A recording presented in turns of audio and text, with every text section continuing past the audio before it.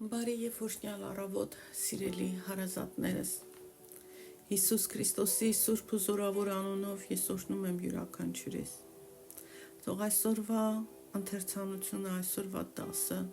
օրհնություն լինի ամեն մեկիս համար։ Այս դասի միջոցով Աստծո լույսը սփռվի մեր սրտերում, Աստծո սերը մեր սրտերում,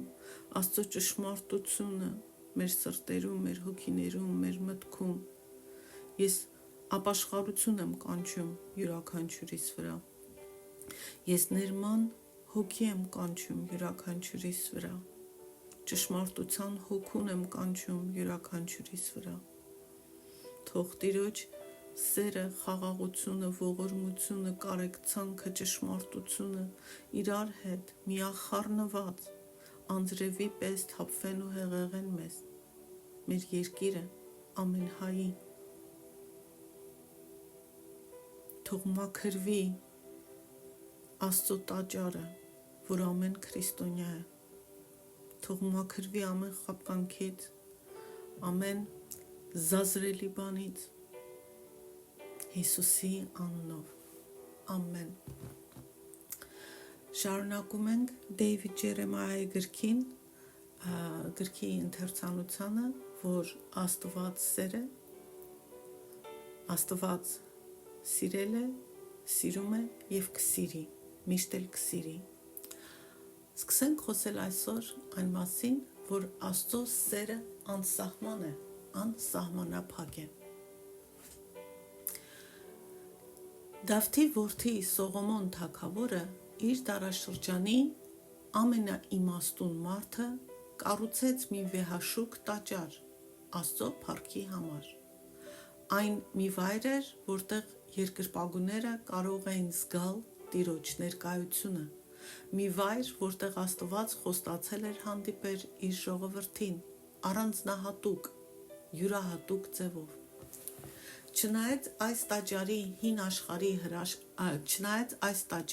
հին աշխարհի հրաշքներից մեկն էր, Սողոմոնը խորհում էր մարդկային ձեռքով կառուցված ցանկացած բանի անբավարարության մասին, որ դրանք չեն կարող պարփակել իրենց մեջ պարունակել Աստծո մեծությունը։ Կարդանք Սողոմոնի խոսքերը B մնացորդաց 6-րդ գլխի 18 խոսքում, որտեղ նա ասում է. բայց արդյոք Աստված իրոք կբնակվի մարդկանց հետ երկրի վրա։ Ահա երկինքն ու երկինքների երկինքը չեն կարող պարփակել քեզ, ով Աստված, էլուր մնաց իմ կառուցած այս տունը։ Եվ Սողոմոնը ճիշտ է։ Բայց ահա պարադոքսը, հակասությունը։ Մենք գիտենք, որ Աստված մեզանից շատ հեռու է, տիեզերքի ամենախորը անկյուններում, սակայն միևնույն ժամանակ Գործ Առաքելոցի 17-րդ գլխի 27-ից 28-ը ասում է, որպեսզի Աստծուն փնտրեն ու թերևս խարխափելով նրան գտնեն, թեև ինքը մեզնից յուրաքանչյուրից հեռու չէ, որտև մենք նրանով ենք ապրում, շարժվում և կանք։ Ինչպես է սա հնարավոր, որ Աստված համ հեռու է մեզանից, բայց մենք իր մեջ ենք ու իրենով կանք։ Այս պարադոքսը իրարամերժ չի, հակասական չի, երկուսն էլ ճշմարիտ են։ Քանի որ Աստված և մեզանից վեր է, և մեր կողքին է, նույն կերպ էլ Աստծո սերը գոյություն ունի նաև մեզանից վեր, մեր կողքին և մեր ներսում։ Աստծո սերը մեզ համար այնպես է, ինչպես ծովը, օվկիանոսը ձկան համար։ Օվկիանոսը հսկայական է և ընդարձակ։ Ոչ մի ձուկ չի կարող ընկալել կամ հասնել օվկիանոսի ողջ խորությամբ, երկարությամբ, լայնությամբ, նույնիսկ ամենամեծ ձկները, կետերը, սակայն այդ լայնարձակ ու ձկան համար անսահմանափակ օվկիանոսում ձուկը ապրում է, շարժվում է և իր էությունը, իր բնույթը, իր գոյությունը այդ օվկիանոսի մեջ է։ Իսկ Աստծո համեմատ օվկիանոսը ընդամենը մի կաթիլ է։ Սաղմոս 139 Աստծո ամենուր լինելու մասին է, բայց դրա դիտարկումները ճշմարիտ են նաև Աստծո սիրո համար։ Որտեղ Աստված է, այնտեղ սերն է։ Եկեք նախ կարդանք Սաղմոսը, իսկ հետո փոխենք որոշ բառերը սեր բառով ու նորից կարդանք, որ հասկանանք Աստծո սիրո այս հրաշալի ճշմարտությունը։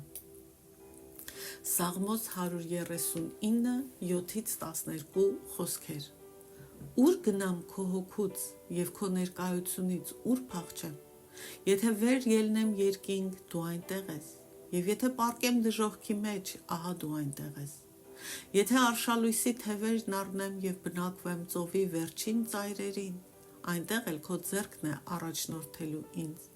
և քո աջն է բռնելու ինձ։ Եթե ասեմ թող խավարը ինձ ծածկի, այն ժամանակ գիշերն էլ լույս կդառնա իմ շուրջը։ Մութն էլ խավար չէ քեզ համար, գիշերն էլ լույս է ցերեկի պես, խավարն էլ լույսի պես է քեզ համար։ Իսկ հիմա փոխարինենք սեր բառով։ Ուր գնամ քո սիրուց, և քո սիրուց ուր փախչեմ։ Եթե վեր ելնեմ երկինք, քո սերն այնտեղ է, և եթե պառկեմ դժոխքի մեջ, ահա քո սերն այնտեղ է։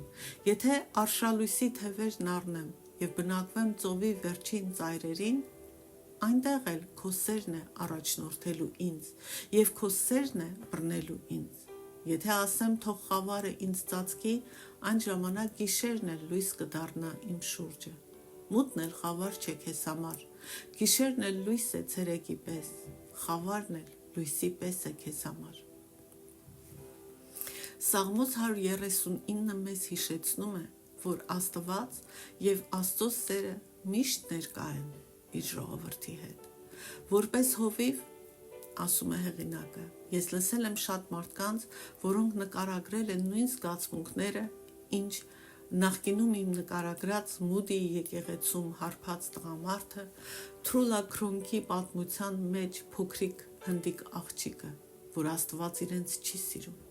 Նրանք համոզված են, որ իրենք դուրս են գտնվում Աստծո սիրո սահմաններից։ Նրանք ասում են, Աստված երբեք չի կարող սիրել ինձ, որովհետև։ Իրականում չկա որևէ որովհետև։ Որևէ բացատրություն, որ կարող է լրացնել այս նախադասությունը և ճշմարիտ լինել։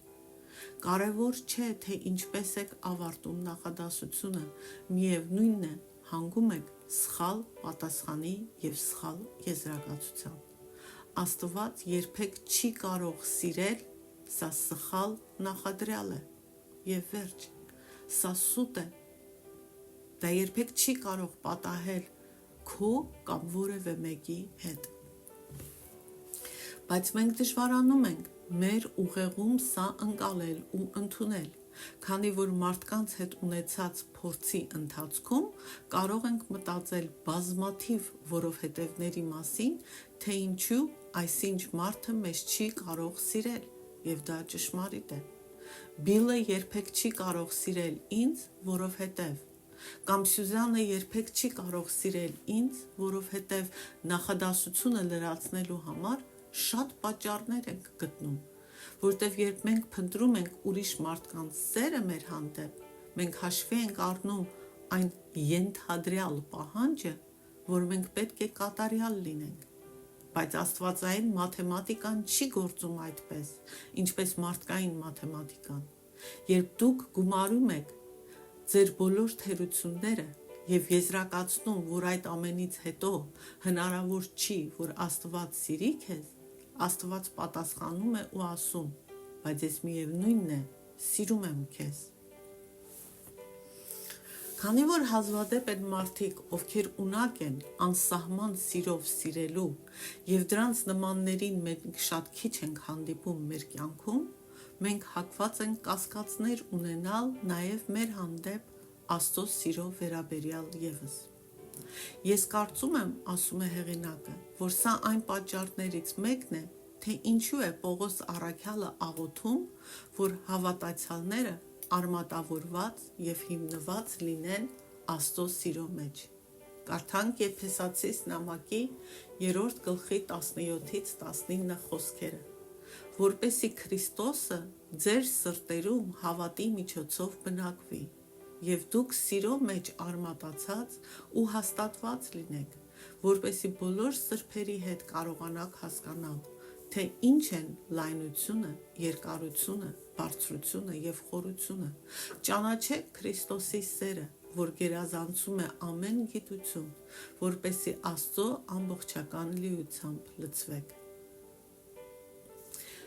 Մենք ուզում ենք հարցնել Պողոս առաքյալին, ինչպես կարող ենք հասկանալ նման սերը,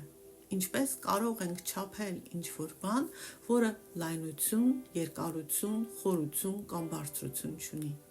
ինչպես կարող ենք իմանալ այն, ինչը գերազանցում է ամեն գիտելիք ու գիտություն։ Պատասխանն այն է, որ մենք չենք կարող, եթե վերևից Աստծուց օգնություն չստանանք,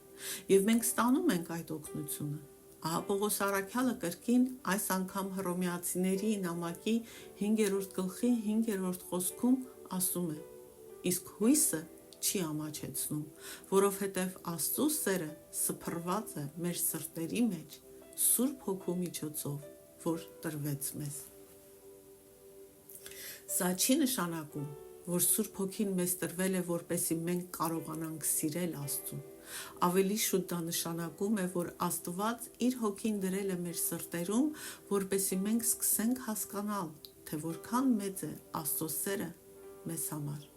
Աստծո սերն այնքան մեծ է իր ժողովրդի հանդեպ, որ անհրաժեշտ է, որ երրորդության երրորդ անձը, Սուրբ Հոգին, ուղարկվի մեր սրտերը, որպեսզի մենք կարողանանք հասկանալ, ընկալել, ըմբռնել Աստծո սերը, որ կարողանանք ընդունել նաև Աստծո սերը, եւ հետո էլ թույլ տանք, որ Սուրբ Հոգին առաջնորդի մեզ։ Հիմա խոսենք այն մասին, որ Աստծո սերը անփոփոխ է։ Մենք ապրում ենք մի աշխարհում, որը անընդհատ փոփոխվում է, ու նման փոփոխվող աշխարհում կա մեկ բան, որ մնում է անփոփոխ՝ Աստծո բնույթը ու Աստծո էությունը եւ Աստված ինքը։ Մաղաքիա մարգարեության 3-րդ գլխի 6-րդ խոսքում ասվում է, որովհետև ես եմ Տերը, չեմ փոխվել։ Սաղմոս 2-ն Սաղմոս 33-ի 11-ում ասում է. բայց Տիրոջ խորհուրդը հաստատ է հավիտյան, նրա սրտի մտադրությունները սերնդից սերունդ։ Եվ Սաղմոս 102-ի 27 խոսքում էլ ասվում է Աստծո մասին, բայց դու նույնն ես եւ քո տարիները չեն վերջանալու։ Հակոբոս նամակի 1-ին գլխի 17-ում Հակոբոսը նկարագրում է Աստծուն որպես լույսի հայր, որի մեջ փոփոխում կամ փոփոխման ստվեր բնավ չկա։ Այսինքն հասկանում ենք, որ Աստծո էությունը, Աստված հավիտենական է ու անփոփոխ։ Ու ինչ հրաշալի է իմանալ, ընկալել, հասկանալ, ընդունել, հավատալ, որ քանի որ Աստված անփոփոխ է, նրա սերը նույնպես անփոփոխ է։ Աստծո սերը հաստատուն է իր հավատարմությամբ եւ շարունակական իր արտահայտության մեջ։ Այսինքն Աստծո սերը հաստատուն կերպով հավատարիմ է, ու Աստված միշտ է սիրում եւ արտահայտում իր սերը։ Աստծո սերը կանգ չի առնում նորից սկսում։ Աստծո սերը ոչ նվազում է, ոչ էլ անհետանում, կախված մեր հանգամանքներից։ Աստծո հաճույքները գրքում Ջոն Փայփերը գրում է. երբեմն մենք կատակում ենք եւ ասում ամուսնության մասին, մեղրամիսը ավարտվեց, բայց դա այն պատճառով է, որ մենք սահմանափակ ենք։ Մենք չենք կարող պահպանել մեղրամսի ինտենսիվության եւ սիրո մակարդակը։ Մենք չենք կարող կանխատեսել երկարատև հարաբերությունների մեջ գալիք լարվածությունները ու դժվարությունները։ Մենք չենք կարող մնալ այնքան լավ կազմվածքով, առողջությամբ, ֆիզիկական գեղեցկությամբ, որքան նախկինում էինք։ Մենք չենք կարող բավականաչափ նոր բաներ մտածել, որպեսզի հարաբերությունները թարմ ու հետաքրքիր պահենք։ Բայց Աստված ասում է, որ իր ժողովրդի հանդեպ իր ուրախությունը նման է Փեսայի ցնծությանը իր հարսնացուի հանդեպ։ Աստված խոսում է մեղրամիսի ինտենսիվության, մեղրամիսի հաճույքի, մեղրամիսի էներգիայի, հուզմունքի, խանդավառության և վայելքի մասին։ Աստված ուզում է մեր սրտերը թափանցել։ Դրա համար էլ ասում է, որ ուրախանում է, ցնծում է մեզ համար իր ամբողջ սրտով։ Եվ դրան գումարեք այն, որ Աստծո հետ մեղրամիսը երբեք չի ավարտվում։ Աստված անսահման է զորությամբ, իմաստությամբ, ստեղծագործական մտքով և սիրով։ Եվ այսպիսով Աստված դժվարություն չունի մեղրամիսի ինտենսիվ մակարդակը պահպանելու հարցում։ Այստեղ սխալ չհասկանաք, խոսքը չի գնում սեռական հարաբերության մասին, խոսքը գնում է սիրո մասին, նվիրված, սիրո, բռնկված սիրո մասին։ Աստված կարող է կանխատեսել մեր անհատականության բոլոր ապագա առանձնահատկությունները և ոչ թե կանխատեսել, նա գիտի մինչև մեր ծնվել է այդ ամենը և որոշել է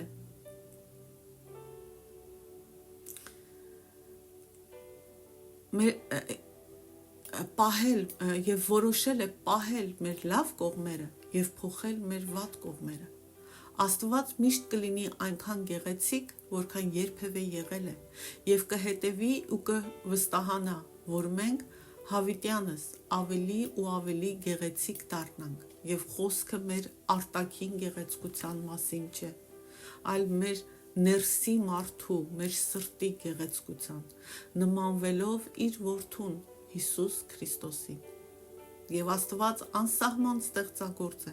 մտածելու նոր բաների մասին, որոնք կարող ենք միասին անել, որպեսզի հաջորդ տրիլիոն հազարամյակների ընթացքում չձանձրանանք իրարից։ Այն միտքը, որ մենք հավերժ սիրված ենք, խորությամբ ու անընդհատ սիրված ենք Աստծո կողմից, որքան նորապսակ հարսնացուն պետք է փոխի մեր էությունը։ Այսինքն Աստծո այս ինտիմ, ինտենսիվ, հավիտենական սիրո հասկացությունը մեր էությունը պիտի փոխի։ Ինչպես կարող է այդ միտքը չդրդի մեզ արձագանքել Աստծուն և Աստծո սիրուն և սիրել Նրան ի պատասխան։ Իհարկե, մենք կարիք ունենք անփոփոխ ու հավիտենական սիրո մոդել ունենալ մեզ համար, ու դա Հիսուս Քրիստոսն է։ Իր 3 տարվա երկրային կյանքի ու ծառայության ավարտին Քրիստոսը անկասկած խորը հիասթափություն էր զգում իր աշակերտների հոգևոր հասունության պակասի պատճառով։ Թովմասը կասկածում էր Հիսուսին, Պետրոսը 3 անգամ ուրացավ Հիսուսին, Հուդան մատնեց Հիսուսին թշնամիների ձեռքը։ Հիսուսի 3 ամենավստահելի աշակերտները քնած էին, երբ Հիսուսը աղաչեց նրանց արթուն մնալ ու աղոթել իր ամենամեծ ճգնաժամի ժամանակ։ Մինչ Հիսուսը տանջվում էր ու հոգով տառապում էր խաչի վրա և դրա հետևանքների համար, մինչ Հիսուսը տանջվում էր ու հոգով տագնապում էր խաչի և դրա հետևանքների համար, աշակերտները վիճում էին, թե իրենցից ով է լինելու մեծագույնը ապագա արքայությունում։ Հիսուսի ազատության վերջին երեկոյան Քրիստոսը խոնարհեցրեց իրեն որպես ստրուկ և լվաց իր աշակերտների ոտքերը։ Ապա նա նստեց, վերջին անգամ նրանց հետ հանգիստ խոսելու իր մահապատժից առաջ։ Չնայած Հիսուսը գիտեր, որ այդ պահին Հուդան արդեն գնացել էր Հիսուսին իշխանություններին մատնելու համար, Հիսուսը իր ընկերներին հայտնեց իր խորը սերը նրանց հանդեպ և հորդորեց նրանց սիրել միմյանց։ Հովհաննես ավետարանի 15-րդ գլխի 9-րդ խոսքում Հիսուսն ասաց. «Ինչպես Հայրը ինձ սիրեց, այնպես էլ ես ձեզ սիրեցի, մնացեք իմ սիրո մեջ»։ Նույնիսկ երբ այս աշակերտները ցույց տվեցին իրենց բնորոշ թյուրըմբռնումները, Հիսուսը նրանց անվանեց իր ընկերները, այլ ոչ թե իր ծառաները։ Հիսուսը գիտեր, որ ինքը մի քանի ժամից մահապատժի էր ենթարկվելու,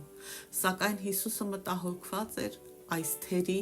այս սայթաքող, սխալներ գործող մարդկանց մխիթարելով։ Հիսուսը նրանց ասում էր, որ նրանց համար երկնքում տեղ է պատրաստելու եւ ասում էր նրանց մեկ այլ մխիթարիչի գալուստի մասին, Սուրբ Հոգու գալստի մասին։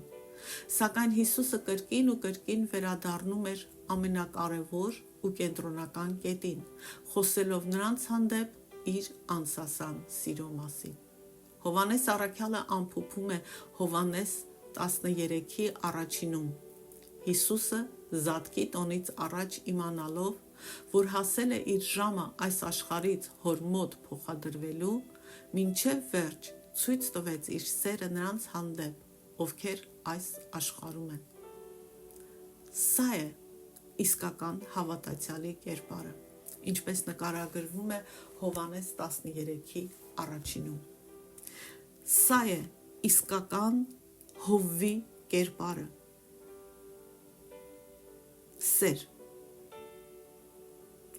Սեր, մխիթարություն, զորություն։ Անկամ երբ քեզ դավաճանում են, ներում։ Եթե մենք այս կերպարին չենք համապատասխանում, ով ուզում է սեղի, ապաշխարելու տեղ ունես, մեծ ապաշխարության տեղ ունես։ Այս չափանիշով պիտի իրար չափենք եւ այս չափանիշով պիտի ակնկալենք հոգևոր առաջնորդներից։ Կարևոր չէ, որ Հիսուսի հոգին տագնապի ու խառնաշփոթի մեջ էր, որ Հիսուսը շուտով արյան քրտինքի կաթիլներ էր թափելու աղոթքի մեջ։ Հիսուսը շարունակում էր սիրել եւ ոչ թե սիրում էր միայն իր շուրջը գտնվող 11 աշակերտներին։ Հովհաննես ավետարանի 17-րդ գլխի 20-ում Հիսուսն ասաց. բայց միայն նրանց համար չեմ խնդրում, այլ նաեւ նրանց, ովքեր նրանց խոսքի միջոցով կհավատան ինձ։ Ինչպես ցույց է տալիս այս աղոթքը, Հիսուսի սերը հասավ ժամանակի միջով, մինչև այս պահը, քեզ, ինձ։ Խաչի ստվերում Հիսուսի սիրո զորությունը մի վայրկյան անգամ չնվազեց։ Աշխարհում, որ դատապարտում էր Հիսուսին եւ անտանելի ցավով ու դաժանությամբ, որը Հիսուսը կրեց իմ ու քո համար, Հիսուսի գլխավոր միտքը ու գործը սերն էր մեզ համար, իմ համար, քեզ համար, եւ որ մեզ օգնի, որ հասկանանք եւ ընդունենք Աստծո սերը։ Հիսուսի հետ կատարված ոչինչ չէր կարող խաթարել մեզ հետ նրա անսասան կապվածությանը։ Հիսուսը մեր նկարագրած անփոփոխ սիրո կենդանի պատկերն է։ Հիսուսի սերը կատարյալ է եւ միշտ կատարյալ է եղել, ինչը նշանակում է, որ այն երբեք չի փոխվում, չի աճում կամ չի նվազում։ Այլ կերպ ասած, այն սերը, որը Հիսուսը կունենա մեզ համար ապագայում, երբեք չի լինի ավելի մեծ կամ ավելի փոքր, քան այն սերը, որ Հիսուսը տածում է մեր հանդեպ հենց հիմա։ Եվ նրա սերը մեզ համար հիմա ոչ պակաս է, ոչ էլ ավելին, քան անցյալում մեր հանդեպ ունեցած սերը, սկսած հավիտենականությունից։ Հիսուսի սերը մեր հանդեպ հաստատուն է, անփոփոխ է եւ հավիտենական է։ Աստծո անփոփոխ սերն ունի լավ եւ ավելի լավ կողմեր։ Լավ կողմն այն է, որ Աստված չի արթնանա առավոտյան եւ չի որոշի, որ մեզանից հոգնել է ու չի դադարի մեզ սիրել։ Աստծո անփոփոխ սիրո ավելի լավ կողմն այն է, որ նույնիսկ երբ մենք առավոտյան արթնանանք եւ որոշենք, որ Աստծուց հոգնել ենք, Աստված կշարունակի սիրել մեզ։ Բայց ուզում եմ հիշեցնեմ այստեղ սիրելիներս, որ չմոռանանք Աստծո արդարությունը, Աստծո սրբությունը, Աստծո մյուս էության մյուս կողմերը, սերը առանձին չվերցնենք, Աստծո զայրույթը, Աստծո դաստիարակությունը, Աստծո պատիժը Աստծո սիրուց առանձնացված չէ։ Երբ Աստվածաշունչն ասում է մեզ, որ Աստծո սերը անսահման է, կարծում եմ դա նշանակում է, որ Աստծո սերը նման է Մայքլ Բրաունի պատմած մոր սիրուն։ Ընկերներիցս մեկը պատմեց մի տղայի մասին, որը ծնողների աչքի լույսն էր։ Ցավոք, դեռահասության տարիքում տղայի կյանքը վատ ընթացք բռնեց։ Նա թողեց դպրոցը եւ սկսեց շփվել ամենասարսափելի մարդկանց հետ։ Մի գիշեր նա ժամը 3-ին տուն մտավ, լիովին հարբած։ Մայրը դուրս եկավ անկողնուց ու դուրս եկավ իր սենյակից։ Հայրը մոր հետևից գնաց, ենթադրելով, որ կինը խոհանոցում է ու լաց է լինում, բայց փոխարենը հայրը իր կնոջը գտավ որդու սենյակում, որդու մահճակալի մոտ, ու նա նրբորեն շոյում էր հարբած որդու խճճված ու կեղտոտ մազերը, մինչ որդին անգիտակից վիճակում պառկած էր մահճակալի վրա։ «Ինչ ես անում», հարցրեց հայրը, եւ մայրը պարզապես պատասխանեց. «Երբ նա արթուն է, նա թույլ չի տալիս, որ ես իրեն սիրեմ։ Մենք էլ այս հարբած որդու պես ենք վարվում Աստծո հետ, բայց Աստված քեզ սիրում է»։ Ընդունիր Աստծո սերը եւ թող Աստծո սերը փոխի քո կյանքը։ Հիսուսի անունով։ Այսքանը այսօր։ Աստված օրհնի։